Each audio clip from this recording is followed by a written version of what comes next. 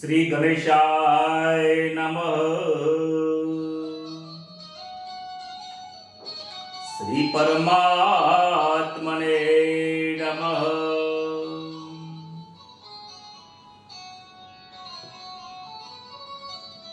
હે શ્રી કૃષ્ણ ગોવિંદ હરે મુરારે,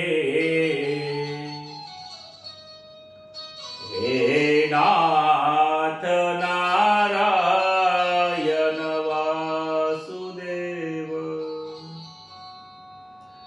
જીવ હે પીબસવામૃતમે તદેવ, ગોવિંદ દામોદર માધવેતિ.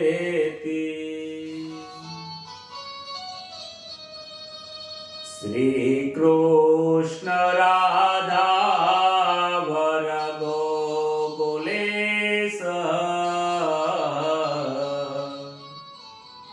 ગોપાલ ગોવર્ધન નાથ વિષ્ણુ, જીવ હે પીબસવામૃતમે તદેવ, ગોવિંદ દામોદર માધવેતિ. સચ્ચિદાનંદ રૂપાય વિશ્વોત્પત્યાદિ હેતવે, તાપત્રય વિનાશાય શ્રી કૃષ્ણાય વયમ નમઃ. પ્રથમ નમો ગુરુદેવને, લરી લરી લાગુ પાય, માત પિતાને વંદન કરો, કૃપા કરો તમે આ. હરિ ગુરુ સંત સૌ પધારજો, કથા કહો મમ મતિ અનુસાર, પ્રેમ સ્વરૂપ શ્રી કૃષ્ણની સુનો ભાગવત મહાપુરાણ. મંગલ દિવસ યાજનો મંગલ સૌનું થાય, સૌ સંતો હરિભક્તોને દાસ જયસના પ્રણામ. સૌ સંતો હરિભક્તોને દાસ જયસના પ્રણામ. શ્રી પરમાત્મને નમઃ. પરમ પવિત્ર એવું જે આનંદકારી, મંગલકારી, દુઃખોને હરનારું, સુખોને કરનારું એવું મારા શ્રી કૃષ્ણ પરમાત્માનું જે નામ લે છે એનું જીવન ધન્ય બની જાય છે. પરમાત્મા મારા એટલા દયાળુ છે કે તમે એક વખત નામ લઈને તો જુઓ. પરમાત્મા એટલા કૃપાળુ છે કે તમે એક વખત એમની કૃપા લઈને તો જુઓ. પરમાત્મા એ સ્વરૂપ છે કે એક વખત તમે એના નામનો આનંદ લઈને તો જુઓ. જોજો તમે એક વખત ભગવાનનું નામ લેશો, એક વખત ખરા અંતકરણથી યાદ કરશો ને તો તમે આ સંસારને ભૂલી જશો. હું તમને લખીને આપું છું.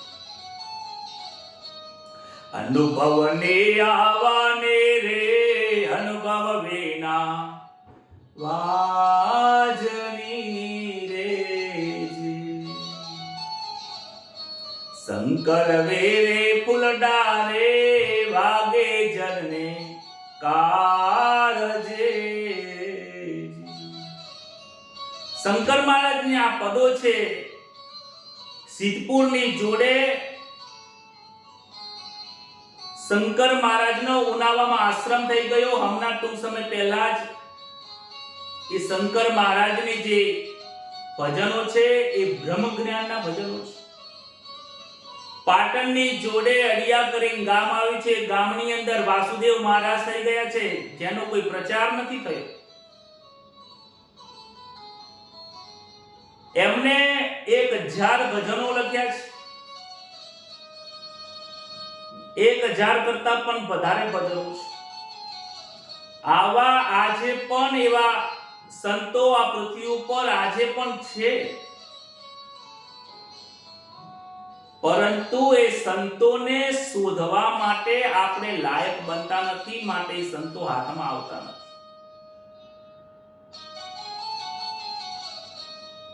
કહે છે કે એમને પરમાત્માનું એમના જીવનમાં ઘણું બધું પરમાત્માનું નામ લીધું છે, પરમાત્માનું ભજન કર્યું છે, પોતાના મનને પરમાત્માની સાથે સ્થાપી દીધું છે. એ પરમાત્માની કૃપાથી એમને પોતાના આ સ્વ રચિત ભજનોની એમને રચના કરી છે.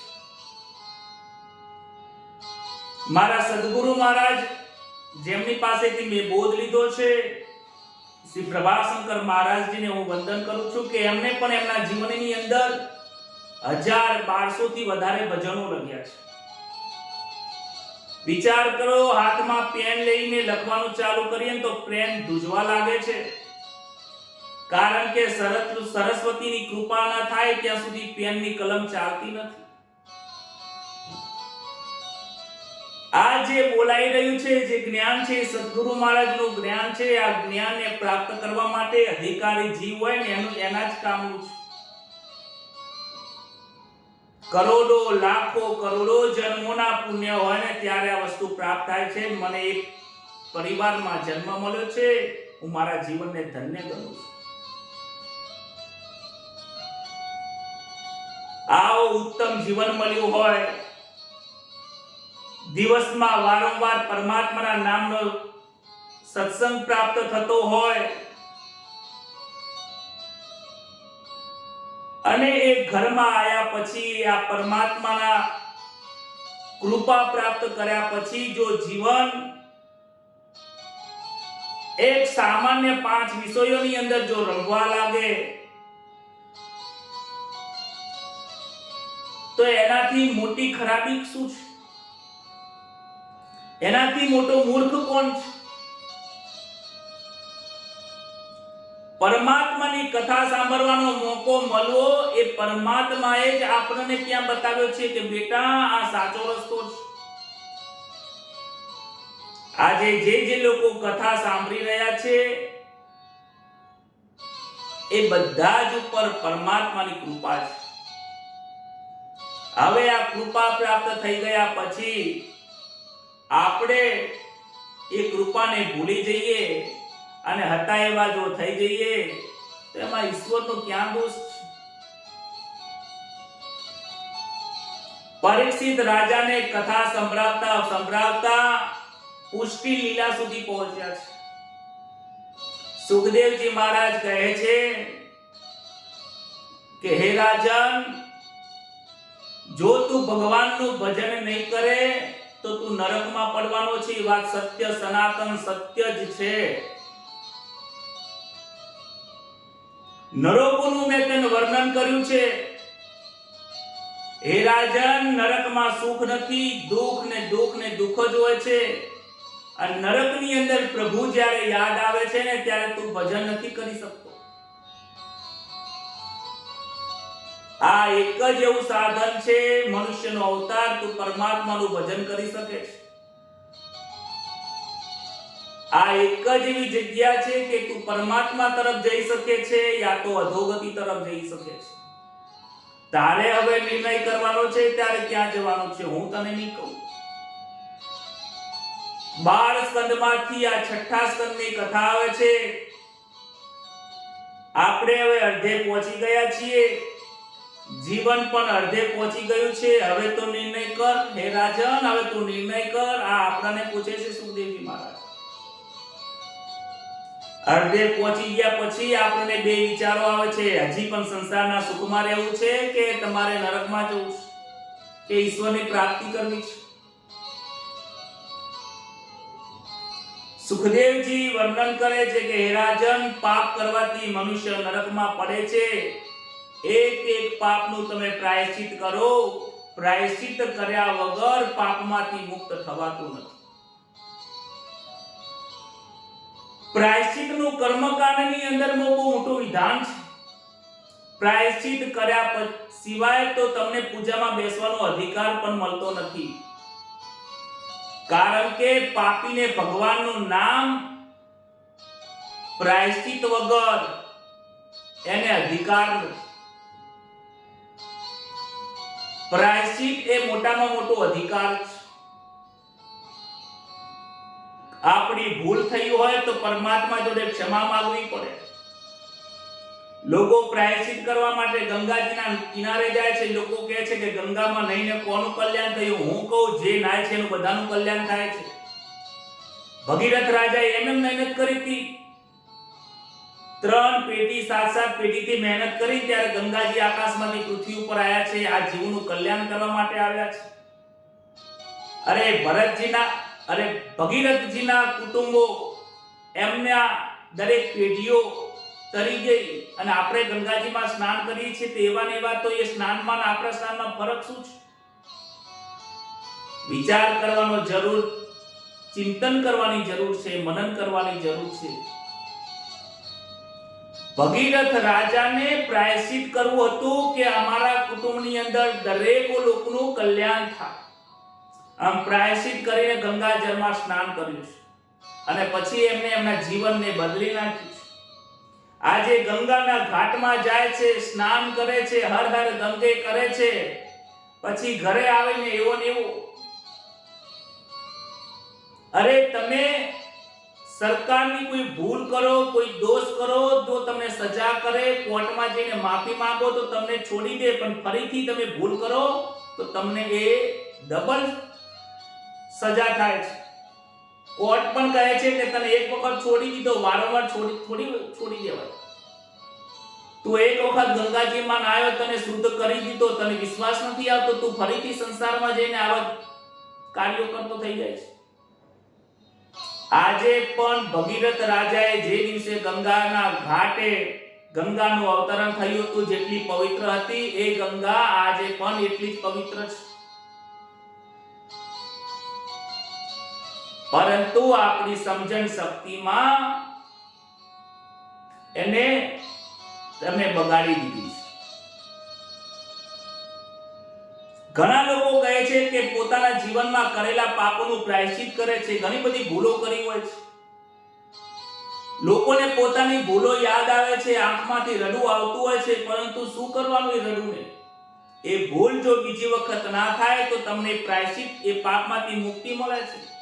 જો તમે એ ભૂલ ફરીથી વારંવાર કરો તો એ પાપના પ્રાયશ્ચિતમાંથી મુક્તિ થતી નથી. આજે 6થા સ્કંદની શરૂઆત પ્રાયશ્ચિત લીલાની થાય છે. કારણ કે અડધું જીવન નીકળી ગયું છે, અડધું જીવન બાકી છે. હવે કરેલા જીવનમાં પાપોનો પ્રાયશ્ચિત કરવું પડશે. હે પરીક્ષિત, તું આજે પ્રાયશ્ચિત કર. હવે પછીની લીલા પ્રેમની લીલા છે. પ્રેમની લીલાની અંદર પ્રગટ થવા માટે પ્રાયશ્ચિત કરવું પડશે. પરમાત્માના લીલામાં પ્રવેશ કરવા માટે તારે પ્રાયશ્ચિત કરવું પડશે. લોકો કહે છે કે પ્રાયશ્ચિત કરવાથી શું પાપો બળી જાય? હું તમને લખીને આપું છું, પ્રાયશ્ચિત કરવાથી 100% પાપો બળી જાય છે. પરંતુ એ પ્રાયશ્ચિત કેવું હોવું જોઈએ?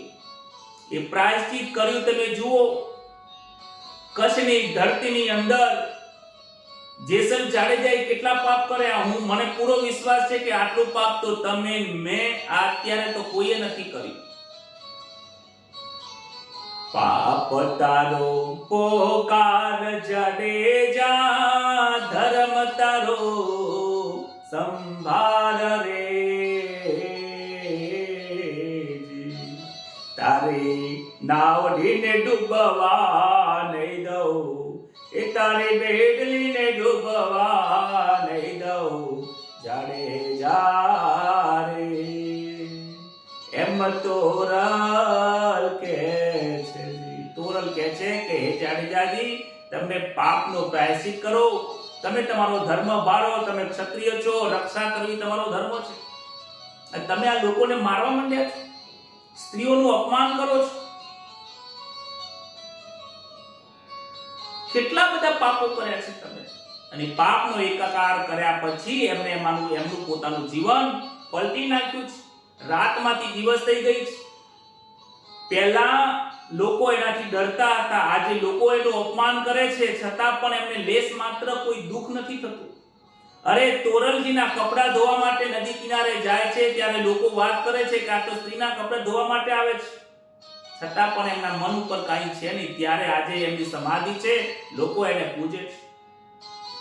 પ્રાયશ્ચિત વાલ્મીકી મહારાજે કર્યું છે. વાલ્મીકી લૂંટારાએ જેટલી પણ પાપ કર્યા હતા એ પાપોનો કોઈ વાત થાય એવી નથી. એ પાપો ન તમે કર્યા છે ન મેં કર્યા છે, ન તમે કોઈને લૂંટ્યા છે ન મેં લૂંટ્યા છે, છતાં પણ આજે એને લોકો પૂજે છે અને આપણને કોઈ યાદ રાખતું નથી, આપણું જીવન બદલાતું નથી.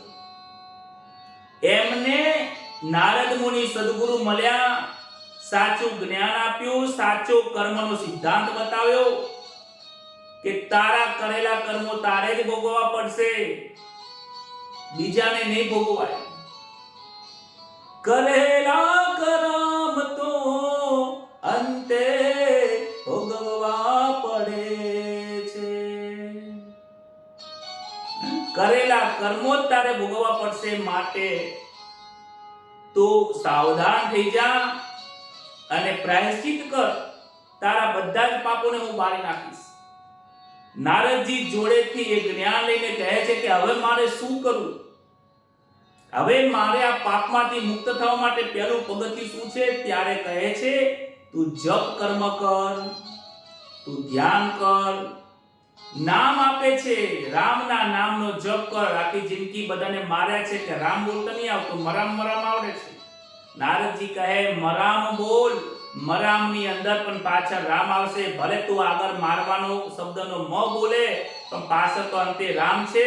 અંતે પણ લીધેલું નામ જીવનમાં કલ્યાણકારી છે. પરંતુ આજથી શરૂઆત કરીશ તો આપણે તો વાલ્મીકી જેવી ભૂલ નથી કરવાના. આપણે તો શ્રીરામ શ્રીરામ બહુ સારી રીતે બોલતા આવડે છે, તો એ બોલતો જોર પડે છે. આ જીવને વિચાર કરો જેવી મનમાં ગાંઠ પડી છે.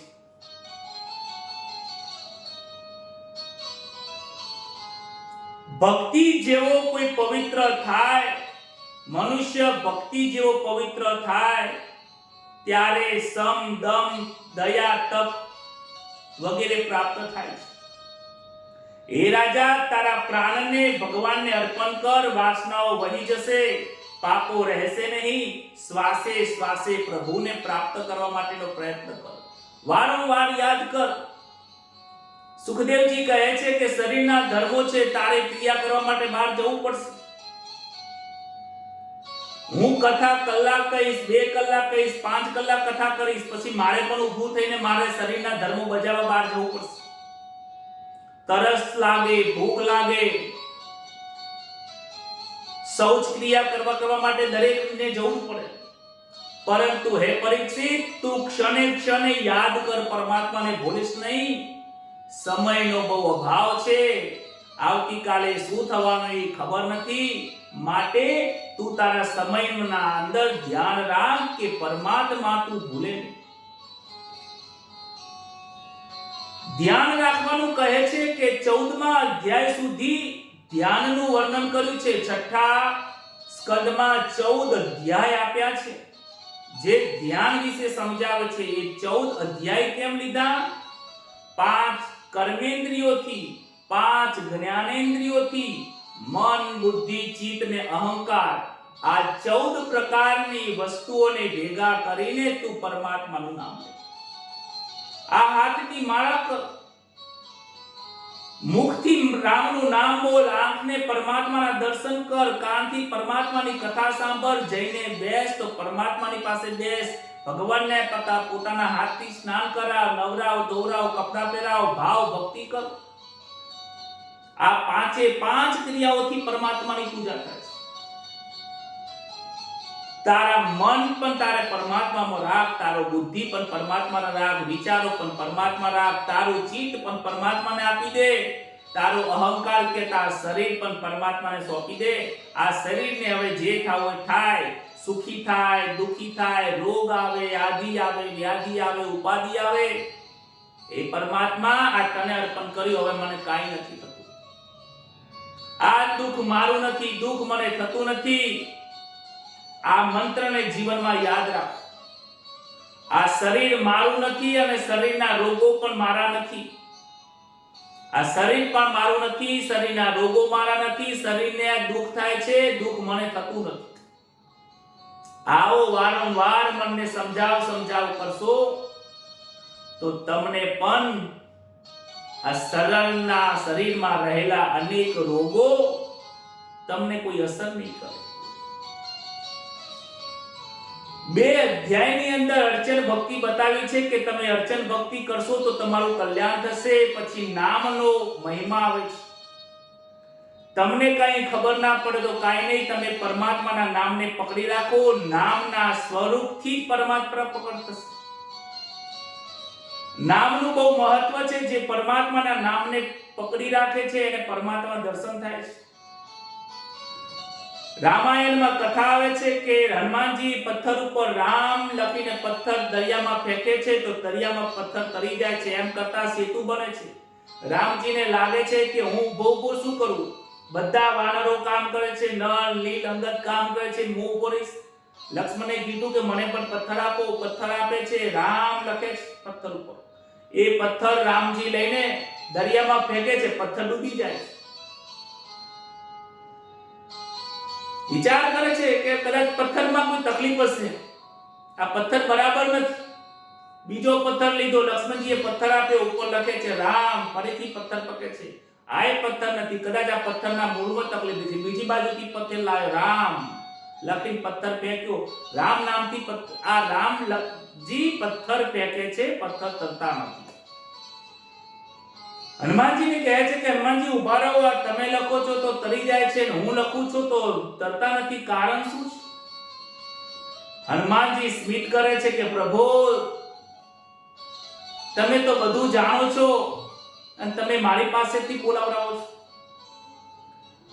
ભગવાન હનુમાનજીને મહિમા વધારવા માટે કહે છે કે હનુમાનજી આવું કેમ થાય છે? હનુમાનજી કહે છે પ્રભુ હું પથ્થર ઉપર રામ લખું છું, એ રામના નામથી આ પથ્થર તરી જાય છે. પરંતુ સાક્ષાત રામ જે પથ્થરને ફેંકી દે છે અને તરસોડી દે, એ પથ્થર ક્યાંથી તરે? રામ નામે પથ્થર તર્યા, કેમ ના તરે આજડજી?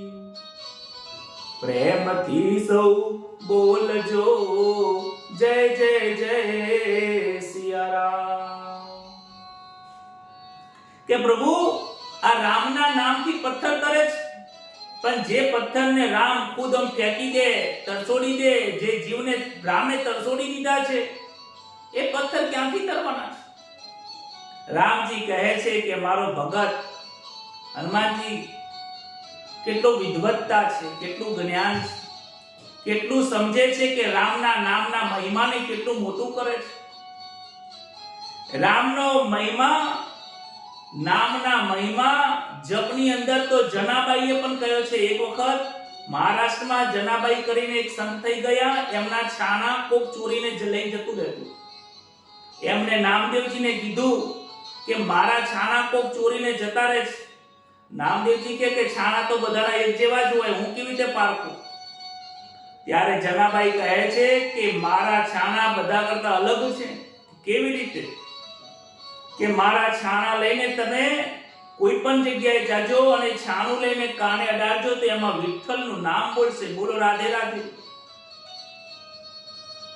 વિચાર કરો કે જનાબાઈને એટલો વિશ્વાસ છે કે એ છાણામાંથી વિઠ્ઠલ બોલશે.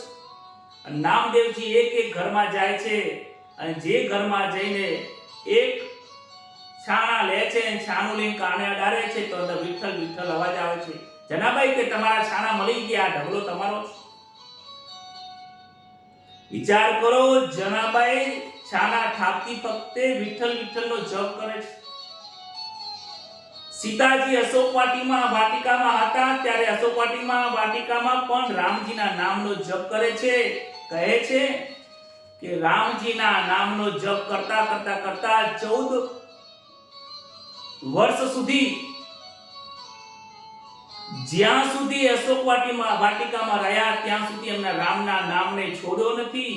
અને એ નામના પ્રભાવથી અશોક વાટિકામાં જેટલા પણ વૃક્ષો હતા એ વૃક્ષોના દરેક પાંદડે અવાજ આવતો હતો, શ્રી રામ શ્રી રામ શ્રી રામ શ્રી રામ. આ કથા આપણને શીખવે છે કે તમે કરો ઘરના કામ, પણ ઘરના કામ કરતા રામને ભજવાનું ભૂલશો નહીં. અરે રસોઈ બનાવતા લોકો સિરિયલ જોવે છે, સિરિયલ જોતા રસોઈ બનાવશો, એ રસોઈની અંદર પણ ઝઘડાનું વાતાવરણ ઉત્પન્ન થાય છે. રસોઈ બનાવતા વિઠ્ઠલ વિઠ્ઠલ બોલો તો તમને તમારા કુટુંબના લોકોની અંદર પણ એ પ્રેમની ભાવના જાગશે. કપડા સૂકવેલા હોય, કપડા ધોતા હોય, એને ગળી કરતા હોય તો પણ ભગવાનનું નામનું સ્મરણ કરો. તમે ઘરના કામ કરતા હરતા ફરતા લેવું નામ, મારે ભજવું સીતારામ. બોલો શ્રી રામ જય જય રામ, રઘુપતિ રાઘવ રાજા રામ. રાત્રે નિંદરા દિવસે કામ, ક્યારે ભજશું બોલો સીતારામ. ક્યારે ભજશું બોલો ને. 8 9 10 કલાક સુધી મજૂરી કરો, 12 કલાક હોમ કરો, 4 કલાક મોબાઈલ મંત્રો, ક્યારે ભજશું? આ 50 વર્ષના થઈ ગયા. એક દ્રષ્ટાંત આવે છે, કહે છે કે અજામિલ નામનો એક બ્રાહ્મણ હતો. એ બ્રાહ્મણ ખૂબ પવિત્ર હતો, ભગવાનનું નામ લે છે, સંધ્યા પૂજા વ્રત કરે છે. 20 વર્ષ સુધી એને ભગવાનનું ભજન કર્યું છે. પવિત્ર અને સદાચારી આ બ્રાહ્મણ હોય છે. પરંતુ એક વખત એ ભગવાનના પુષ્પો લેવા માટે, પૂજા માટે, દુર્વા લેવા માટે, કાષ્ટ લેવા માટે, યજ્ઞ કરવા માટે એ જંગલમાં જાય છે. જંગલમાં જઈને ત્યાં એક વેશ્યાને અને શૂદ્રને કામ ક્રીડા કરતા જોવાથી એનામાં વાસના પ્રગટ થાય છે. એનામાં વાસના થવાથી એનું મન બગડ્યું છે. વિચાર કરો, જેને જીવનમાં ક્યારે પાપ નથી કર્યું એ વ્યક્તિ એક દિવસ જોવે છે છતાં પણ એ પાપ મનમાં ઉતરી જાય છે. આ મન કેટલું કઠોર છે, આ મન કેટલું લુચ્ચું છે, લાલચું છે.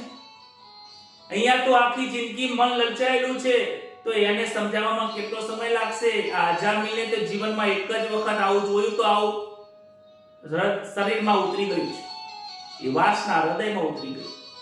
અજામિલ બ્રાહ્મણનો દીકરો હોવા છતાં પણ, સંધ્યા ગાયત્રી કરવા હોવા છતાં પણ એને એકવાર વેશ્યાને ફરીથી જોવાનું મન થયું. કારણ કે એક વખત એને જોયું, એ જોયેલું મનમાં ઉતર્યું, મનમાં ચિંતન થયું, બુદ્ધિએ નિર્ણય કર્યો કે હવે મારે ફરીથી એની પાસે જવું છે. વેશ્યા જોડે જાય છે, વેશ્યા જોડે સંબંધ રાખે છે, વેશ્યાની પાસે આસક્ત બન્યો છે અને વેશ્યાની જોડે લગ્ન કરીને એ ઘરમાં લાવે છે.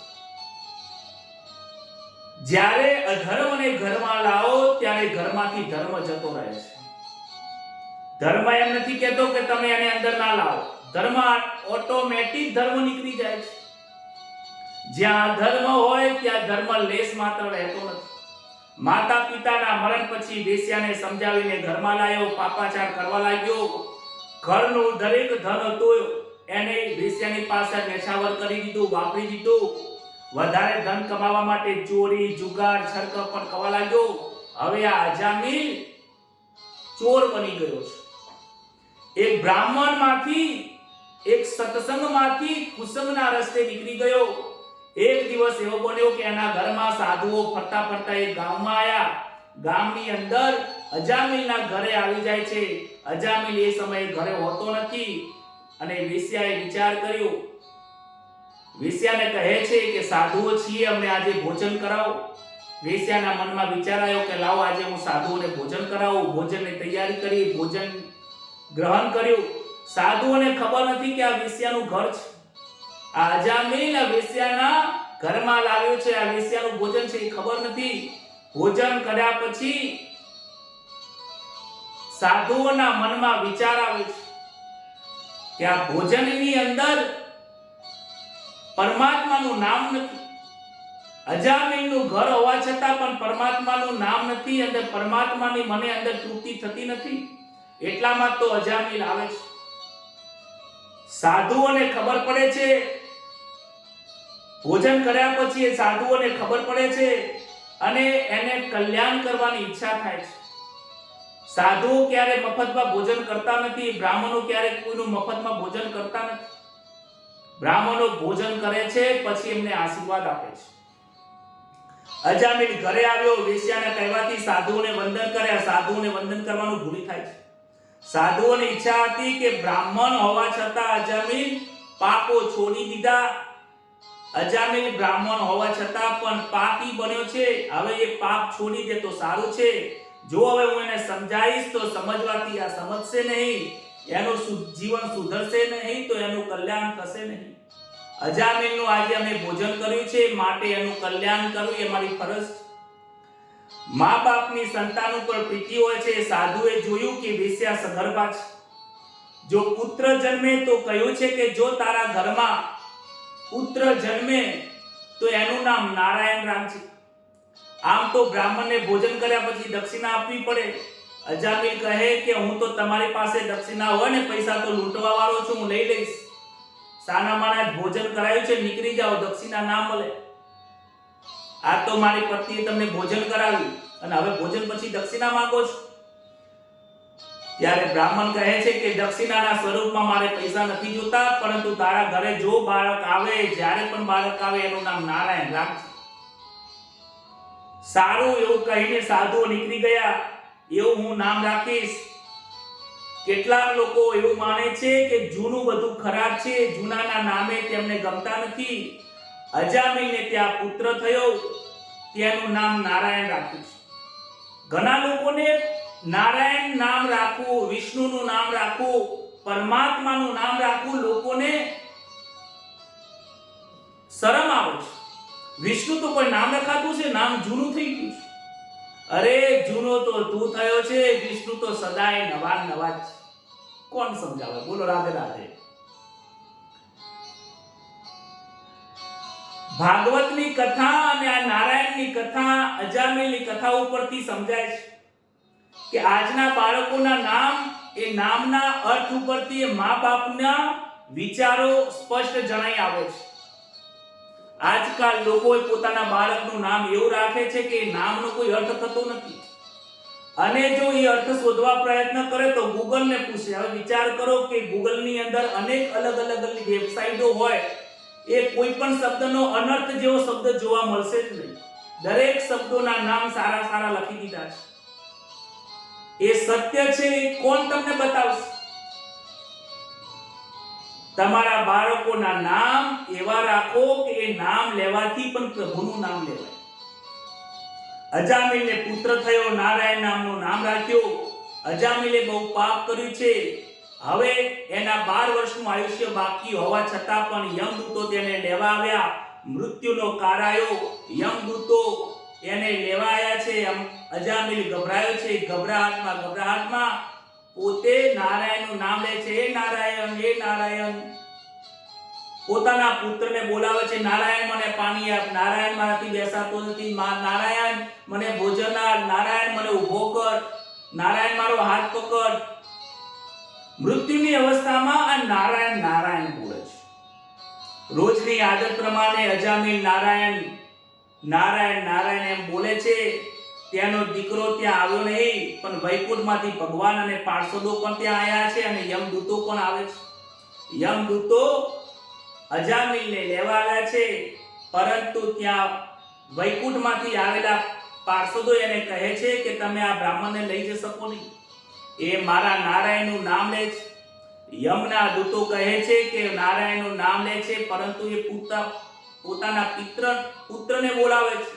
એ ભગવાન નારાયણ વિષ્ણુને બોલાવતા નથી. ત્યારે કહે છે, પાર્ષદો કહે છે કે અજાણતામાં પણ ભગવાનનું નામ લેવામાં આવે તો કલ્યાણકારી છે. બોલો રાધે રાધે.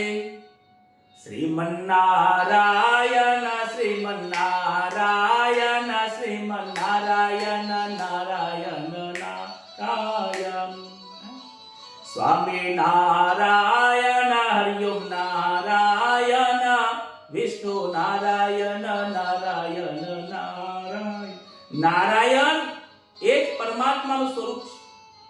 નારાયણ વિષ્ણુ ભગવાન આ પૂરા વિશ્વના સ્વામી છે. એ નારાયણ જ વિષ્ણુ છે, નારાયણ બ્રહ્મા છે, નારાયણ જ મહાદેવ છે. કહે છે કે નારાયણનું નામ કોઈ પણ વ્યક્તિ પાપી કોઈ ભલે કેમ ના હોય તો પણ એનું કલ્યાણકારી છે. વિષ્ણુના દૂતો અજામિલનું 12 વર્ષનું જે આયુષ્ય બાકી હતું, કહે છે કે એને ભોગવવા દો. આ વિષ્ણુના દૂતો અને અજામિલને એના મૃત્યુથી બચાવે છે. આ જે પાર્ષદો હતા એ અજામિલને બચાવે છે. યમના દૂતો નીકળી ગયા. અજામિલ બ્રાહ્મણ હોવાથી, બાળપણમાં ભક્તિ કરેલી હોવાથી એને આ બંને જે ઘટના બનેલી હતી આ વાતો એને સાંભળી છે. પથારીમાં પડ્યો સાંભળતો વિચારે છે કે યમના દૂતો મને મારવા આવ્યા, પરંતુ મને મારા નારાયણનું નામ લેવાથી એને મને બચાવ્યું છે. જો આ નારાયણનો પુત્રના નામે પણ જો નારાયણનું નામ લેવાથી જો મારું આયુષ્ય વધતું હોય, મારું જીવન સુધરતું હોય, નારાયણ એટલે વૈકુંઠમાંથી જો મને લેવા આવતા હોય, મને બચાવવા આવતા હોય, તો હવે આ મંદવાડમાંથી હું જ્યારે ઊભો થઈશ તો હવે મારે નારાયણ સિવાય બીજું લેવું કાંઈ નામ ભજવું નથી. અતિ પાપીમાં પાપીનો ઉદ્ધાર કરવા વાળું આ નારાયણનું નામ છે. ભગવાનનું નામ પવિત્ર કરવા વાળું છે. ભગવાનનું નામ પાપોને બાળવા વાળું છે. ભગવાનનું નામ, પરમાત્માનું નામ પ્રકાશ કરવા વાળું છે. એ પ્રકાશ સ્વરૂપ, એ જ્ઞાન સ્વરૂપ એ આપણા હૃદયમાં બિરાજમાન છે. પરીક્ષિત રાજા પૂછે છે કે આ જીવનમાં કોણ બંધાયેલું છે, બંધનમાં કોણ છે? બહુ વિચારવા જેવું છે, સમજજો. જો કાગળ અને પેન હોય તો લખી રાખજો, અને કાગળ પેન ના હોય ને તો પોતાના મનની અંદર લખજો. ખરેખર તો મનમાં લખવાની જરૂર છે. કાગળ પેનથી લખેલું હશે તો ભૂલી જવાશે. જીવનમાં આ સંસારમાં બંધાયેલો કોણ છે? કહે છે કે જે 5 વિષયમાં રમે છે એ બંધાયેલો છે. અજામિલ 5 વિષયમાં બંધાયેલો હતો એ ત્યાં સુધી બંધનમાં હતો. નારાયણનું જ્યારથી નામ લેવાનું ચાલુ કર્યું છે ત્યારે બંધનમાંથી મુક્ત થયો છે. તો છૂટેલો કોણ છે? બંધનથી મુક્ત કોણ છે? કે જેના 5 વિષયમાં મન જતા નથી અને જેને વૈરાગ્યનો ધારણ કર્યું છે, આ સંસારમાંથી જેનું મન છૂટી ગયું છે, એ મોક્ષને પદને પામેલો છે, એ છૂટી ગયેલો છે. ત્રીજો પ્રશ્ન પૂછે છે કે ઘોર નરક કયું છે? એવું કયું નરક છે કે જે ખરાબ નરકની અંદર નરક એ પગ ડૂબ્યા કરે છે? તો કહે છે કે આ શરીર જે તમને પ્રાપ્ત થયું છે એ જ આ મોટામાં મોટું નરક છે. પરંતુ આ દેહથી પરમાત્મા સુધી પહોંચાય છે અને આ દેહથી ઘોર નરકમાં પણ જવાય છે. હવે તારે નિર્ણય કરવાનો કે આ દેહથી તારે ક્યાં જવું છે. આ દેહની અંદર કાંઈ ભરેલું નથી. લોકોને આ દેહ બહુ સુંદર લાગે છે. લોકોને આ દેહ સુંદર લાગે છે. આ દેહની અંદર માંસ ભરેલું છે ને કાપીને જોશો ને તો તમને સૂગ આવશે અને જોવાનું મન નહીં થાય. આ પરમાત્મા અંદર બિરાજે છે એટલે આ સુંદર લાગે છે. અંદરનો સુંદર જતો રહેશે તો આ દુર્ગંધ માણસ 5 મિનિટ માટે નથી રાખતા. છોકરો જો વિદેશમાં બેઠો હોય તો રાહ નથી જોતા, કાઢી નાખે છે. તો એ સુંદરતા ક્યાં ગઈ એની? દુર્ગંધ યુક્ત આ પદાર્થોથી આ શરીર બંધાયેલું છે, ભરેલું છે, માટે એના ઉપર તું મોહ રાખીશ નહીં. મોટામાં મોટું દરિદ્ર કોણ છે કે જેનામાં આશા અને તૃષ્ણાઓ ભરેલી છે, ખૂબ જીવનમાં હાય હાય કરે છે, ધંધો કરવાની બહુ હાય છે, પૈસા કમાવાની હાય છે, લઈને ભેગું કરવાની જે હાય છે, ખબર છે કે સાથે નથી આવવાનું, છતાં જરૂરિયાત પૂરતું બરાબર છે, વ્યવહાર પૂરતું કમાવું જરૂરી છે. કમાયા વગર તો આ સંસારમાં તમે રહી નહીં શકો. કમાવાની ના નથી, ધંધો કરવાની ના પાડી નથી, પણ ધર્મને ભૂલી જવું, પરમાત્માને ભૂલી જવું અને પૂરો સમય તમારો વેડફી દેવો, ધંધામાં જ વેડફી દેવો, કાર્ય કરવામાં જ વેડફી દેવો, એ મોટામાં મોટો દરિદ્રતા છે. તો શ્રીમંત કોણ છે? કે શ્રીમંત એ છે કે જેને પરમાત્માએ જેટલું આપ્યું છે એની અંદર જે વ્યક્તિ સંતોષ રાખીને ભગવાનનું ભજન કરે છે, ભગવાને જે આપ્યું એમાં સંતોષ છે. મારી નાની ઉંમર હતી, મારી એક કથા તમને કહું છું. અમદાવાદમાં જ્યારે આવ્યો ત્યારે બહુ નોકરી કરી, સ્ટ્રગલ કરી, મહેનત કર્યા પછી થોડું ઘણું ઘર લીધું. ઘર લીધા પછી નોકરી છૂટી ગઈ. નોકરી છૂટી ગયા પછી મને દરરોજ એમ લાગે કે લોકો ગાડીઓમાં બેસી બેસીને બાઈકો લઈ લઈ લોકો નોકરીએ જાય છે. પિતાજીને કીધું કે પપ્પા મારે નોકરી કરવી છે. પિતાજી કહે છે પ્રભુનું ભજન કર, જીવનમાં નોકરી કરવાની જરૂર નહીં પડે. પરંતુ છતાં પણ મને વિશ્વાસ ના આવે, હું વારંવાર નોકરી કરવા જાઉં, વારંવાર નોકરીથી પાછો આવું. ધીમે ધીમે પિતાજીએ સંતોષનું મને પાઠ ભણાવ્યો. સંતોષ જીવનમાં એવી વસ્તુ છે કે ભલે થોડું મળે એમાં આનંદ કરો. ભગવાન થોડું આલે તો થોડામાં જીવવાનું, વધારે આપે તો વધારે જીવવાનું. વધારે આપે તો બહુ લપટાઈ જવાનું નહીં, ઓછું આપે તો દુઃખ લગાડવાનું નહીં. ભગવાનને એવું કહેવાનું નહીં કે ભગવાન તમે મને વધારે આપો, તારા પ્રારબ્ધ પ્રમાણે બેટા તને મળ્યા કરશે, તું ચિંતા કરીશ નહીં, ભગવાન તને સુખી કરશે. એ સંતોષનું જે સુખ છે એ આજે મારા જીવનમાં મને બહુ આનંદ આપે છે. આ અનુભવની વાણી છે. મારા જીવનમાં એ સંતોષના કારણે જ કદાચ આ બધું મને પ્રાપ્ત થયું છે. હું 12 કલાક નોકરી કરતો હોત, 13-14 કલાક નોકરી કરતો હોત તો આ ભાગવતનો ધર્મ હું સમજી શક્યો ના હોત. સદગુરુ મહારાજનું જ્ઞાન મને પ્રાપ્ત થયું ના હોત. આ ભગવાનની કૃપા નથી ને બીજી કઈ કૃપા છે? ગુરુજી કહે છે કે પરમાત્માએ તને આટલું આપ્યું છે.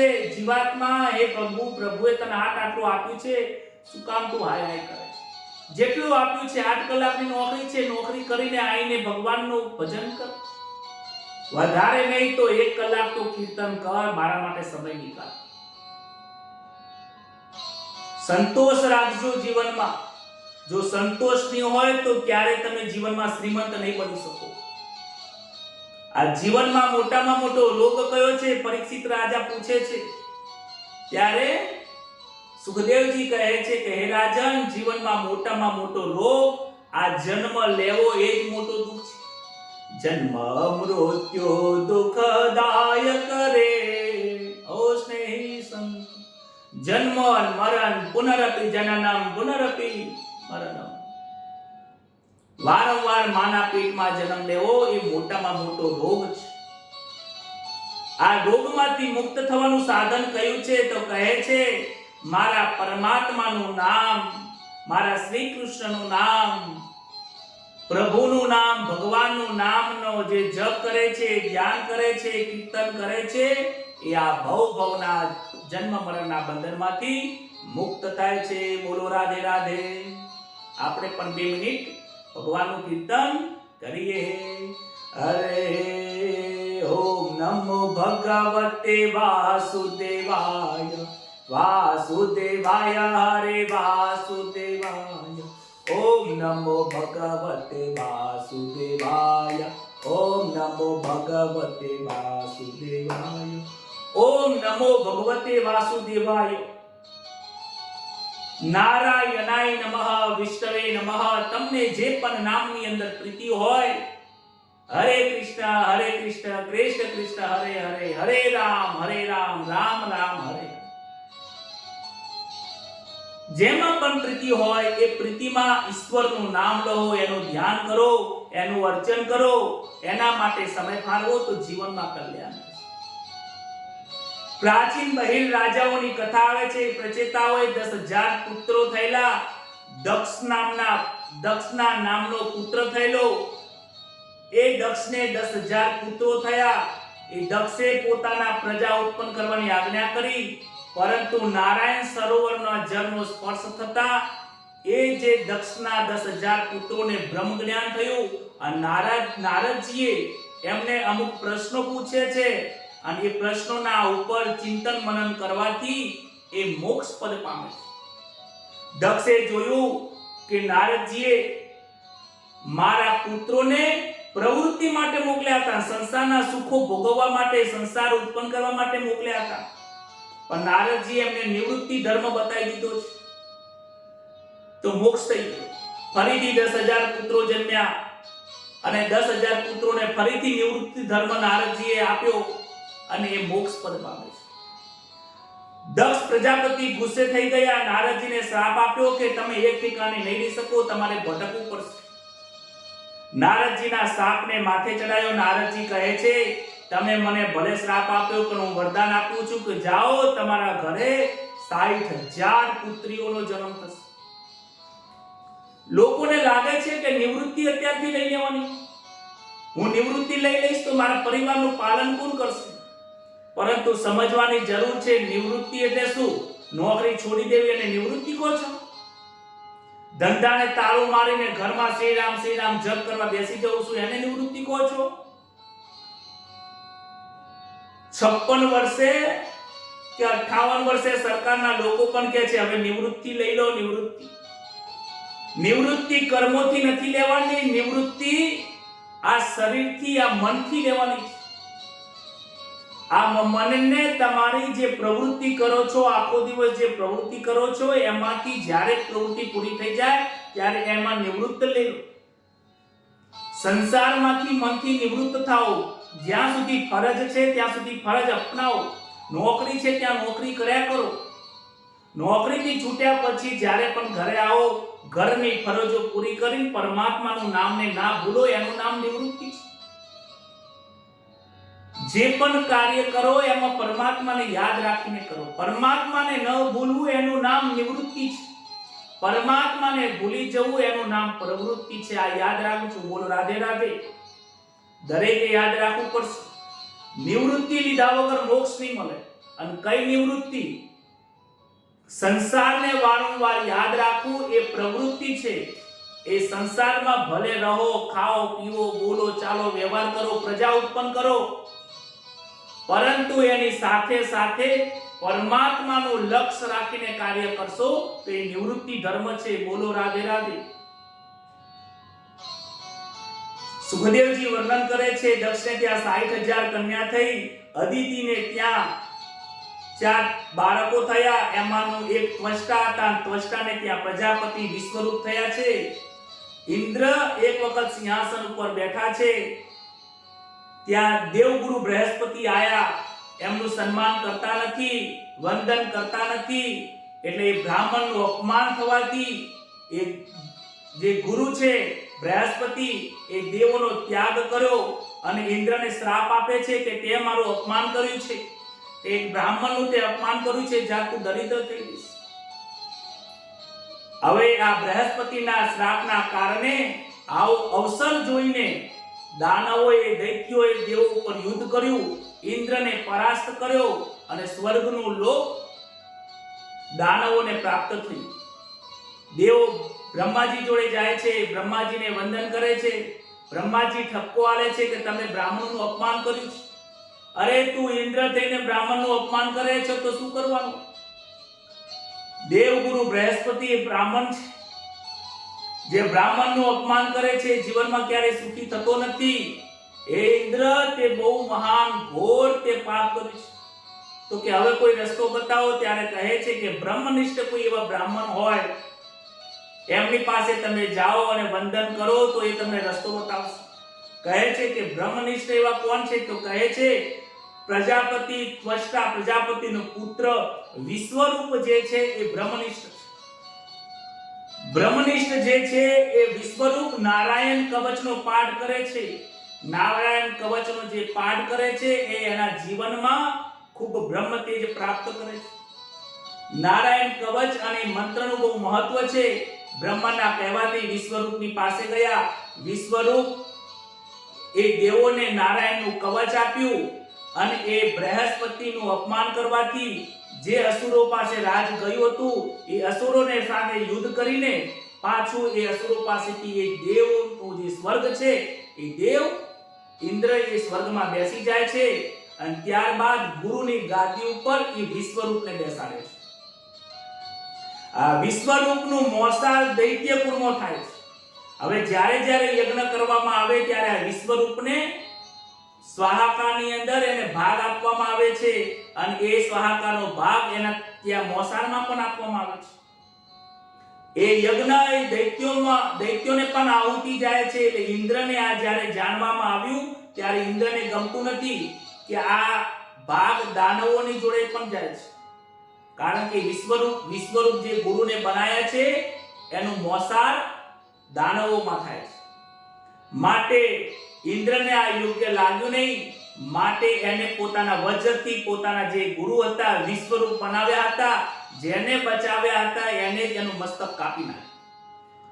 ત્યારબાદ વિશ્વરૂપના પિતા ત્વષ્ટા પ્રજાપતિને દુઃખ થયું કે મારો પુત્ર બહુ સરળ હતો, ધર્માત્મા હતો, બ્રહ્મજ્ઞાની હતો અને આ દેવોએ પોતાનું કામ સિદ્ધ થયા પછી એને મારી નાખ્યો. આ ઈર્ષા તો જુઓ. આ દેવોમાં અને સ્વર્ગમાં પણ સુખ નથી. એમાં પણ યુદ્ધ થાય છે. આપણે કોઈ સ્વર્ગમાં જવાની આશાઓ રાખવી નહીં હોત ત્યાં પણ આ ધમાલ ક્યાંય આવીને આવી ધમાલ છે. આપણે તો વૈકુંઠમાં જવાની ઈચ્છા રાખવાની, ગોલોકમાં જવાની ઈચ્છા રાખો, પરમાત્માના દર્શન કરવાની ઈચ્છા રાખો અને કહેવાનું કે પરમાત્મા જો તમે મને ક્યાંય ના મોકલો અને પૃથ્વી ઉપર રાખો તો મને આપજો. તા ભક્તિ માગો વારંવાર પ્રભુજે વારંવાર. પ્રભુજી તારી પાસે ભક્તિ માંગુ છું. મનુષ્યનો અવતાર આપે તો વારંવાર તું ભક્તિ આપજે, બાકી આવા સ્વર્ગના સુખ મને આપતા નહીં. બોલો રાધે રાધે. ત્યારે એ ત્વષ્ટા વિશ્વ રૂપનો જે પિતાજી છે ત્વષ્ટાને દુઃખ લાગ્યું. ત્યારે કહે છે કે હું હવે યજ્ઞ કરીશ. યજ્ઞની અંદર ઇન્દ્રને મારનારો પુત્ર જન્મે એવું કરું. ત્યારે પ્રજાપતિએ યજ્ઞ કર્યો. ત્વષ્ટા પ્રજાપતિ યજ્ઞ કરે છે પણ યજ્ઞની અંદર મંત્ર બોલવામાં ભૂલ થાય છે. સમજવા જેવી વાત છે.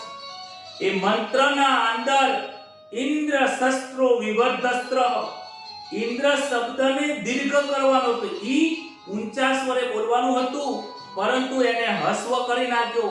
ઇન્દ્ર આવી રીતે બોલવામાં આવ્યું. માટે એ શબ્દનો અર્થનો અનર્થ થઈ ગયો. કરવાનું હતું કે ઇન્દ્રને મારનારો પુત્ર ઉત્પન્ન થાય પરંતુ એનો અર્થ બદલાઈ ગયો. ઇન્દ્રથી મરનાર પુત્ર ઉત્પન્ન. આ વેદોના મંત્ર બહુ શુદ્ધ ઉચ્ચારણ થાય એ બહુ જરૂરી છે. આજકાલના લોકો પોતાની જાતે ચોપડી વાંચીને મંત્ર શીખવા લાગ્યા છે. આજકાલના લોકો ગાયત્રી મંત્રને ઊંચા અવાજે બોલવાનું ચાલુ કર્યું છે. આજકાલના લોકો પોતાના બાળકને ગાયત્રી મંત્ર શીખવાડે છે. અરે બાળકોને મંત્ર શીખડાવવાની જરૂર નથી, એને સંસ્કાર આપો.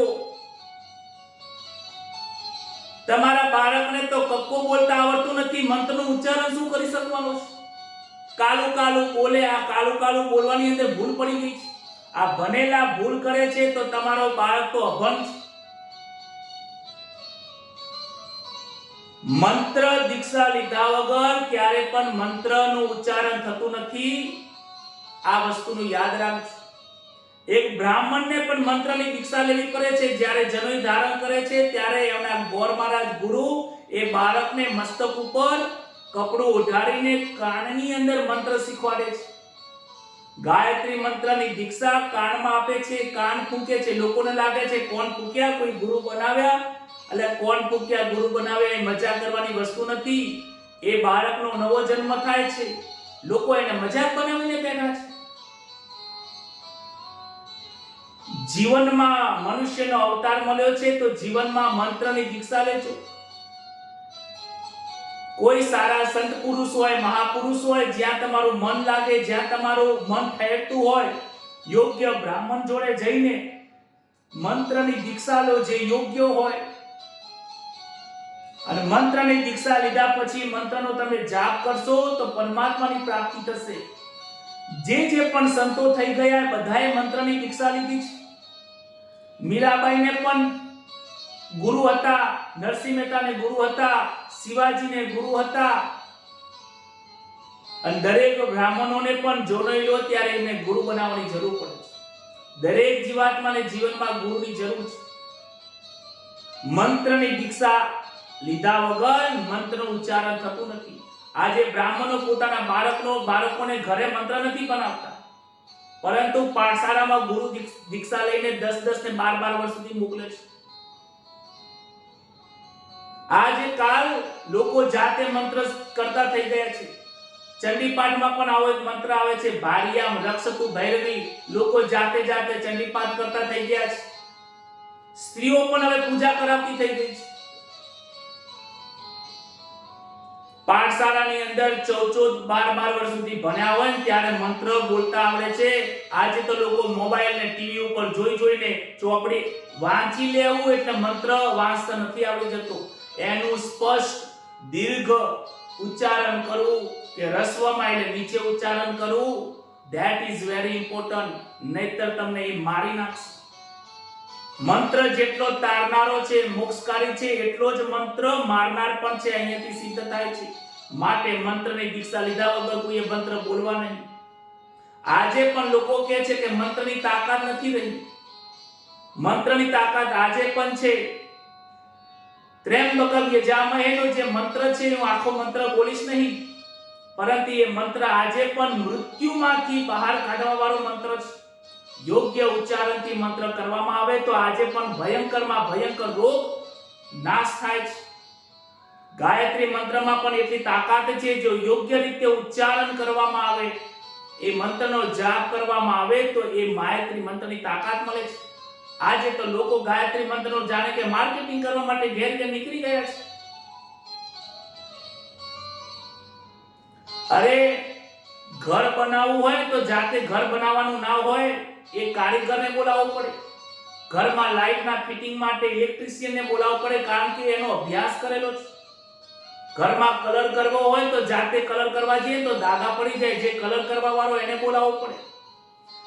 જેનું કામ હોય એને બોલાવવો પડે. એવી રીતે મંત્ર બોલવા માટે, મંત્રની આરાધન કરવા માટે, કર્મકાંડ કરવા માટે, પૂજા કરવા માટે, અનુષ્ઠાન કરવા માટે બ્રાહ્મણોનું કર્મ છે.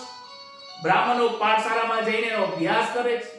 જે ભણેલા નથી એ બ્રાહ્મણોને કોઈ અધિકાર નથી પૂજા કરવાનો. આજે નોકરી કરવા જાઓનો સર્ટિફિકેટ પૂછે છે, પણ કોઈ બ્રાહ્મણોને સર્ટિફિકેટ પૂછતા નથી કે તમે કેટલું પાઠશાળામાં ભણ્યા છો. માફ કરજો, પરંતુ યોગ્ય બ્રાહ્મણની પાસે જ વૈદિક ક્રિયા કર્મ કરાવો. કદાચ તમારા જૂના કોઈ કુલગુરુ હોય, ન આવડતું હોય તો એમનો અનાદર ના કરશો, એમને દક્ષિણા આપો, એમને પણ પાસે જોડીને બેસાડીને રાખો, એમને પણ આમંત્રણ આપો. પરંતુ વૈદિક ભણેલા બ્રાહ્મણની પાસે યજ્ઞ કરાવવાથી જ તમારું કર્મ સિદ્ધ થાય છે. અને જાતે મંત્ર બોલશો નહીં. જો તમે મંત્ર નહીં બોલો ને બ્રાહ્મણની પાસે કર્મ કરાવશો, એ કર્મનું ફળ મળશે તો તમને જ. લોકો કહે છે કે અમે કર્મ ના કરીએ, બીજાની પાસે કર્મ કરાવીએ તો એ બ્રાહ્મણને મળે. એવું જરૂરી નથી. જે વ્યક્તિને તમે ઘર બનાવવા આપો છો તે વ્યક્તિ ઘર બનાવ્યા પછી પોતે રહેતો નથી, પૈસા લઈને નીકળી જાય છે. એ ઘર તમને અર્પણ કરે છે. એવી જ રીતે જે મંત્રનું અનુષ્ઠાન હું કરું છું કે કોઈ બ્રાહ્મણ તમારા માટે કરે છે, એ સંકલ્પથી પુણ્યનું ફળ તમને અર્પણ કરે છે કે આ કરેલા કર્મનું ફળ તમને પ્રાપ્ત થાય. એ બ્રાહ્મણને કઈ લેવા દેવા નથી. હા, એ કર્મમાં જો કદાચ ભૂલ કરી હશે તો એ બ્રાહ્મણને જરૂર ભોગવવી પડશે, કારણ કે એમાં સકામ કર્મ લીધું કર્યું છે, એને એ કર્મમાં દક્ષિણાની અપેક્ષા રાખી છે. જો દક્ષિણાની અપેક્ષા વગર જો તમારું કામ કર્યું અને જો એમાં ભૂલ હોય તો ઈશ્વર એને માફી આપે છે. ભાગવતની અંદર કર્મ વિશે આગળ કથા આવશે આવતીકાલે, કે કર્મમાં દોષો રહેલા છે. એટલે ઇન્દ્રને મારવા વાળો પુત્ર ઉત્પન્ન થવો જોઈએ. મંત્રમાં ભૂલ થઈ, ઇન્દ્રથી મારવા વાળો પુત્ર ઉત્પન્ન થયો છે. ત્યારબાદ યજ્ઞકુંડમાંથી એક અસુર ઉત્પન્ન થયો, વત્રાસુર એનું નામ રાખવામાં આવ્યું. દેવો ગભરાયા છે, પરમાત્માના શરણે ગયા. પરમાત્મા કહે છે કે વત્રાસુરને મારવા માટે દધીચીનું તમે દધીચી ઋષિ જોડે જાઓ અને દધીચી ના ઋષિનો જે હડ્ડી છે એમાંથી વજ્ર બનાવો, એનાથી આ વત્રાસુર મળશે. દધીચી ઋષિ દેવોના કાર્ય માટે એ પોતાનો અસ્થિ આપે છે અને અસ્થિની અંદર એ વત્રાસુર રાક્ષસનો વધ કરવા માટે ઇન્દ્ર જાય છે. વત્રાસુર રાક્ષસ છે, પરંતુ કૃપા દેવોની પ્રાપ્ત કરી છે. ઇન્દ્ર સામે આવે છે, ઇન્દ્રને કહે છે કે હે ઇન્દ્ર, તમે મને જલ્દીથી મારી દો. ઇન્દ્ર પણ વિચાર કરે છે કે આ મારી સામે યુદ્ધ કરવાના બદલે મને સામેથી કે છે મારવા, આ મરવા માંગે છે. ઇન્દ્રને કહે છે કે હે ઇન્દ્ર, તું મારા શરીરને મારીશ, પરંતુ મારા આત્માને નહીં મારી શકે. હું તો પરમાત્માનો છું, તું મારા શરીરને મારી શકે છે. ઇન્દ્રને કહે છે કે તું મને જલ્દી મારી નાખ, મારે પરમાત્માની પાસે જવું છે. વત્રાસુર પરમાત્માની સ્તુતિ કરે છે, પરમાત્માની શરણાગતિ સ્વીકારે છે, આતુરતા બને છે પરમાત્માના દર્શન કરવા માટે. મન એનું સ્થિર થયું છે. ઇન્દ્રએ વજ્રથી વત્રાસુરનો વધ કર્યો અને ઇન્દ્ર સ્વર્ગનું રાજ્ય પ્રાપ્ત કર્યું અને એનો મોક્ષ થયો છે. પરીક્ષિત રાજા પ્રશ્ન પૂછે છે કે વત્રાસુર ભગવદ ભક્ત તો છતાં પણ રાક્ષસ યોનિમાં કેમ જન્મ્યો? આટલું જ્ઞાન હતું તો રાક્ષસ યોનિમાં કેમ જન્મ્યો? ત્યારે એને કહે છે કે વત્રાસુર પૂર્વજન્મની અંદર ચિત્રકેતુ રાજા હતો અને એની પત્ની કૃત ધ્રુતિ નામની પત્ની હતી. કોઈ સંતાન નતું, માટે એક દિવસ અંગિરા ઋષિ એમના ઘરે પધાર્યા. સંતાનની માંગણી કરે છે. અંગિરા ઋષિ કહે છે કે સંતાન નથી એટલું સારું છે, ભગવાનનું ભજન કરો. છતાં પણ કહે છે કે ના, મને સંતાન આપો. અંગિરા ઋષિના આશીર્વાદ માત્રથી એ કૃત ધૃતિ રાણી અને ચિત્રકેતુ રાજાને એક પુત્ર પ્રાપ્ત થાય છે. પરંતુ એ રાજાને બીજી પણ રાણી હતી. રાણીઓને ઈર્ષા થઈ. ઈર્ષાના કારણે એ બાળકને બીજી રાણીઓએ આ બાળકને ઝેર આપીને બાળકનું મૃત્યુ થઈ ગયું. બાળકનું મૃત્યુ થવાથી આ રાજા અને રાણી રડવા લાગ્યા. ત્યારે નારદ ઋષિ અને અંગિરા ઋષિ ત્યાં આવીને ઉપદેશ આપે છે કે હે રાજન, કેમ રડો છો? પુત્રના મરણ થવાથી તમે વિલાપ કેમ કરો છો? પુત્રના મૃત્યુ પછી રડાય નહીં. મૃત્યુ પછી રડવામાં નથી આવતું. મૃત્યુ પછી તમે રડો છો. કેમ રડો છો? કારણ કે પુત્ર પ્રાપ્ત થયો, પુત્રમાં તમને મોહ થયો, પુત્ર જતો રહ્યો, એ મોહના કારણે તમે દુઃખી થયા. પુત્ર ના હોત તો તમે દુઃખી ના થોત. હે રાજન, તમે સાવધાન થાઓ. સંસારમાં આ ભાગવતની અંદર ભગવાન કહે છે, સુખદેવજી મહારાજ 4 પ્રકારના પુત્રો બતાવે છે. જે રડાવે છે એ શત્રુ પુત્ર છે. ઘણા પુત્રો તમને રડાવવા માટે આવ્યા છે. ઘણા પુત્રો તમારી પાસેથી સેવા કરાવવા માટે આવે છે. ઘણા પુત્રો મા બાપને દુખી કરે છે, ઋણી હોય છે. મા બાપે ઘણું બધું ભેગું કર્યું પોતાના પુત્ર માટે, પરંતુ એ પુત્ર મા બાપના કમાયેલું ધન વાપરી દે છે અને બાપને દેવાદાર બનાવી નાખે. કેટલાક ઉદાસીન પુત્રો હોય છે કે જ્યાં સુધી મા બાપ જોડે હોય તે મા બાપ જોડે પ્રેમ કરે, સેવા કરે.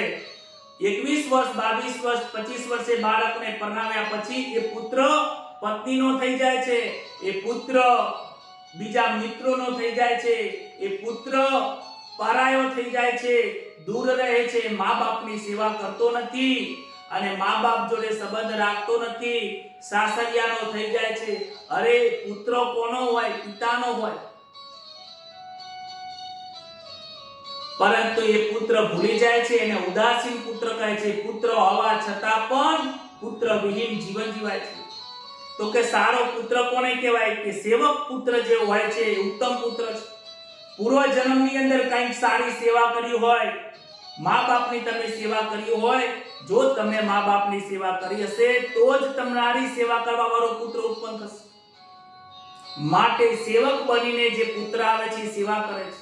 આ પુત્ર તો તમને રડાવે છે, જુઓ ને વચમાં મરી ગયો, તમને આ શત્રુ બનીને આવ્યો છે, તમને રડાવે છે, માટે તમે રડશો નહીં. મા બાપની સેવા કરવી પુત્રની ફરજ છે. સાસુ સસરાની સેવા કરવી એ વહુની ફરજ છે. સ્કંદ પુરાણની અંદર પુંડરીકનું ચિત્ર આવે છે. એ કથા આપણે આગળ પણ જોઈ હતી કે ભગવાન આવ્યા છતાં પણ મા બાપની સેવા કરે છે. નારદજી ચિત્રકેતુ રાજાને સમજાવે છે કે તારો પુત્ર તને રડાવા આવ્યો હતો, માટે રડવાનું છોડી દે. નારદજી રાજાજીને જમના નદીના કિનારે લઈ જઈને જ્ઞાન આપે છે અને ચિત્રકેતુ રાજાનું દિવ્ય શરીર સ્વધામાં ગયા છે, મોક્ષ થયો છે. ત્યારબાદ તે ભગવાનનો પાર્ષદ બન્યો છે. હવે એ પાર્ષદ બન્યા પછી આકાશની અંદર એ વિહાર કરતો હતો. એક વખત વૈકુંઠમાં આવ્યો અને વૈકુંઠમાં આવ્યા એક વખત એ કૈલાસમાં આવે છે અને કૈલાસની અંદર પાર્વતીજીને શિવજીના ગોદમાં બેઠેલા જોઈને ચિત્રકૂટ જે છે એના મનની અંદર વિચાર આવે છે કે આ શિવ પાર્વતી છે, આ વૈરાગ્ય વાળા છે. શિવજી તો વૈરાગ્ય વાળા કહે છે કે શિવજી તો નિરંજન નિરાકાર કામને જીતવા વાળા છે, આ વૈરાગ્ય વાળા છે. જો અમને પણ મોહ થયો છે, પાર્વતીજી શિવજીના ખોળામાં બેઠા છે. ચિત્રકેતુ એ મનથી લૌકિક વિચારોથી વિચારે છે. આ સંસારના મોહથી બંધાઈને એ વિચાર કરે છે. એ વિચાર કરતો નથી કે શિવ અને શક્તિ એક સ્વરૂપ છે. કારણ કે ચિત્રકેતુ જે છે એને જ્ઞાન તો થયું, ભક્તિ યોગ્ય પરિપક્વ ના થઈ.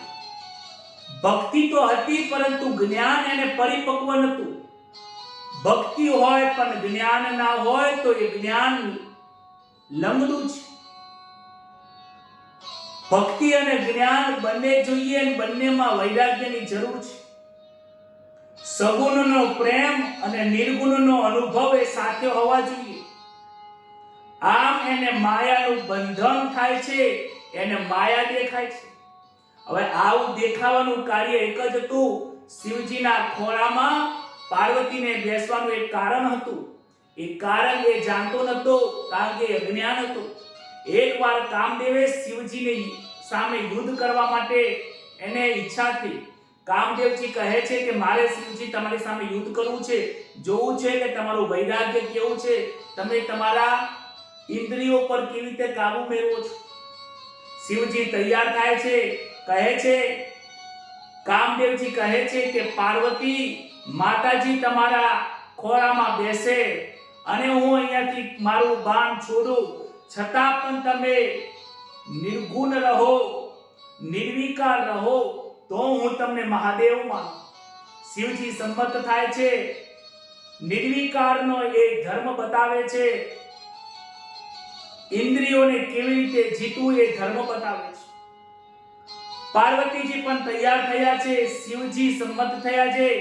આજે પાર્વતીજી અને શિવજી એક થયા છે, બંનેનું એક સ્વરૂપ થયું છે અને અર્ધનારેશ્વર ભગવાન ત્યાં પ્રગટ થાય છે. બોલો શ્રી અર્ધનારેશ્વર ભગવાન કી જય. શિવ અને શક્તિ એક થયા છે. કામદેવજી પોતાની જગ્યા ઉપરથી એક બાણ માર્યું, બે માર્યું, 3, 4, 5, 10 બાણ માર્યા જ કરે છે. બાણ મારતા મારતા થાકી ગયા, પરંતુ શિવજી અને માતાજી એ નિર્વિકાર રહે છે. ક્યાંય કોઈ એમાં વિકાર આવતો નથી, વૈરાગ્ય રહે છે. એ પરીક્ષામાં પાસ થાય છે અને એ કામદેવ મહાદેવજીના શરણમાં ધરી જાય છે. કહે છે મારી ભૂલ થઈ છે, મને ક્ષમા કરો. હવે આ ચિત્રકેતુ જોઈ જાય છે. ચિત્રકેતુને જ્ઞાન નથી કે આ શિવ અને શક્તિ એક છે.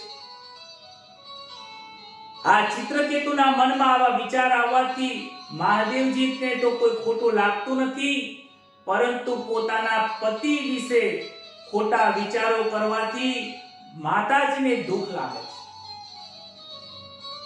શિવજીના મસ્તક ઉપર જ્ઞાન ગંગા છે, એટલા માટે મન એમનું શાંત છે, ઠંડક વાળું છે, ગુસ્સો નથી આવતો. પરંતુ પોતાના પતિના વિશે વિચારો, ખોટા વિચારો કરવાથી એ માતાજીને દુઃખ લાગે છે અને શ્રાપ આપે છે કે તે શિવ અને પાર્વતીને લૌકિક ભાવથી જોયા છે, માટે તને દેવ બનવાનો કોઈ અધિકાર નથી. તારો જન્મ એક રાક્ષસ યોનિમાં થશે. ત્યારબાદ તે માતાજીને પ્રાર્થના કરે છે, વંદન કરે છે, સ્તુતિ કરે છે અને કહે છે, ત્યારે માતાજી એના ઉપર આશીર્વાદ આપે છે અને કહે છે કે જા, તને પણ પરમાત્માના દર્શન થશે. આ રીતે પરમાત્માના દર્શન થવાના એને આશીર્વાદ આપે છે. ત્યારબાદ નારદ મુનિ, અંગીરા જેવા સંતોનો સમાગમ થવાથી મન ઉર્ધ્વગામી બને છે. મનમાં ખોટા વિચારો ન આવવા દો. આ મન ખોરાક વિચારો કરે ત્યારે મંત્રથી, ગુરુના જ્ઞાનથી, ભાગવતની કથાથી એને ઉર્ધ્વગામી બનાવો. જેમ નીચે પડેલું પાણી, એ પાણીને ઉપર લઈ જવું હોય તો તમારે મોટર મૂકવી પડે, મોટરથી ઉપર જાય છે, યંત્રથી ઉપર જાય છે. એવી રીતે ગુરુના મંત્રથી, પરમાત્માના નામના જાપથી, એ મંત્રથી આ મનને સુધારવાનો પ્રયત્ન કરો. દીતિના 2 પુત્રો મરણ પામ્યા હતા. દીતિને થયું કે ઇન્દ્રે મારા પુત્રોનો માર્યા છે. પતિના સેવકથી એ પ્રસન્ન થયા છે. કશ્યપ ઋષિએ કહ્યું, ઇન્દ્રને મારનાર દીકરો થાય એવું એક પુષ્પવન વ્રત દીતિને બતાવ્યું છે. પુષ્પવન વ્રતની વિધિ કરવાથી ઇન્દ્રને મારનારો પુત્ર જન્મ થાય છે. માગસર મહિનાના માગસર સુદ એકમથી આ વ્રત લેવાય છે. સ્ત્રીઓ પોતાના પતિની પૂજા કરતી હોય છે. સૌભાગ્યવતી સ્ત્રીઓ આની પૂજા કરે છે. પરંતુ આ વ્રતના નિયમો બહુ અઘરા હોય છે. મનને સ્થિર કરવાનું હોય, સાધના કરવાનું હોય છે. એ વ્રતના દિવસે મન ચંચળ ના થાય એનું ધ્યાન રાખવું પડે છે. પરમાત્મામાં ધ્યાન રખાય. દ્વિતીય વ્રત તો કર્યું, પણ વ્રતના નિયમોનું પાલન ના થયું. એક દિવસ તેને આચમન કર્યા વગર, હાથ પગ ધોયા વગર, પવિત્રતા રાખ્યા વગર એ રાત્રે સૂઈ જાય છે. દીતિના ગર્ભની અંદર આ તપનો લાભ લઈને એ ઇન્દ્ર ગર્ભમાં જાય છે. એ ગર્ભના 49 ટુકડા કરે છે. એ બાળકોને મારવાનો પ્રયત્ન કરે છે. ત્યારે એ ગર્ભમાં રહેલા 49 ટુકડા થયેલા બાળકો એને પ્રાર્થના કરે છે કે હે ઇન્દ્ર, તમે મને હવે મારશો નહીં, અમે તમારું પૂજન કરીશું. ત્યારે ઇન્દ્ર તેમને જતા કરે છે. તેથી તેના અંદરથી મરુદ્ગણોની ઉત્પત્તિ થઈ. દ્વિતીય ભેદભાવ રાખ્યો, તેથી તેના વ્રતમાં ભંગ થયો છે. ભેદ બુદ્ધિ રાખશો તો વ્રતમાં ભંગ થશે. દ્વિતીય ઇન્દ્રમાં કુભાવ રાખ્યો નથી છેલ્લે, અને તેણે કહ્યું મારા છોકરાઓ પણ દેવોના ગણો થશે, એટલે એનું નામ મરુદ્ગણો પડે છે. આ મરુદ્ગણોની ઉત્પત્તિની આ કથા 6થા સ્કંદમાં આપેલી છે. ઈશ્વરમાં જે ભેદ રાખે છે એ પરમાત્માને પ્રાપ્ત થઈ શકતા નથી. આજની કથા પરમાત્માના નામના જપનો મહિમા છે. આજની કથા ધ્યાન રાખવાની કથા છે. આજની કથા પરમાત્માનો નામનો જપ કરી સદગુરુની પાસે મંત્રની દીક્ષા લઈને જીવનમાં આગળ વધવાનું આપણને આ પ્રેરણા આપે છે. એ જ વાતની સાથે, એ જ પરમાત્માના નામની સાથે આજની કથાને આપણે વિરામ આપીને અલ્પ વિરામ આપીએ છીએ અને સુખદેવજી મહારાજના ચરણમાં વંદન કરીને પ્રભુનો નામનો જપ કરીએ. હરે રામ રામ રામ સીતા રામ રામ રામ સીતા રામ રામ રામ રાધે શ્યામ.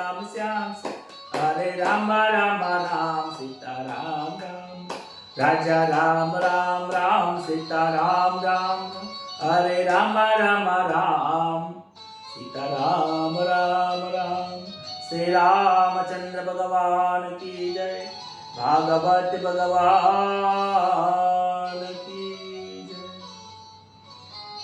નમઃ પાર્વતી પતયે હર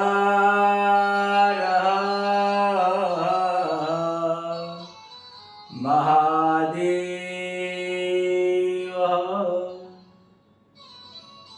સૌને જય શ્રી કૃષ્ણ, રાધે રાધે. આજની કથા સાંભળવા વાળા દરેક સજ્જનોને મારા ખૂબ ખૂબ વંદન. પરમાત્માનું નામ લેજો, પરમાત્માનું ભજન કરજો. આશા રાખું છું કે તમે મંત્રની દીક્ષા લીધી હશે. ના લીધી હોય તો મંત્રની દીક્ષા લેવાનો પ્રયત્ન કરજો. અને કશું ના આવડે તો ઓમ નમો ભગવતે વાસુદેવાય, તમને જે પ્રભુના નામની અંદર વિશ્વાસ છે એ મંત્રનો જાપ કરજો. ભગવાનને ભૂલતા નહીં, એ આ કથાનો સાર છે. વધારે તો શું કહું, પણ આપણી આ કથાને જન જન સુધી પહોંચાડજો. તમારા વિચારો આ કથા સાંભળ્યા પછી ગ્રુપમાં લખો. આ કથા સાંભળ્યા પછી તમારી અંતરની વેદનાઓ શું થાય છે, આ કથા સાંભળ્યા પછી તમારું મન કેવું છે, ગ્રુપમાં લખજો, કથામાં લખજો. લોકોને પણ કહેજો કે આ કથા સાંભળ્યા પછી આપણા જીવનની અંદર શું બદલાવ આવે છે. પરિવર્તનથી જ પરમાત્માનું પ્રાપ્તિ થશે. બાકી જડતા જો રહી જશે તો જીવનનું કલ્યાણ નહીં થાય. રાધે રાધે. જય શ્રી કૃષ્ણ. શુભ રાત્રિ.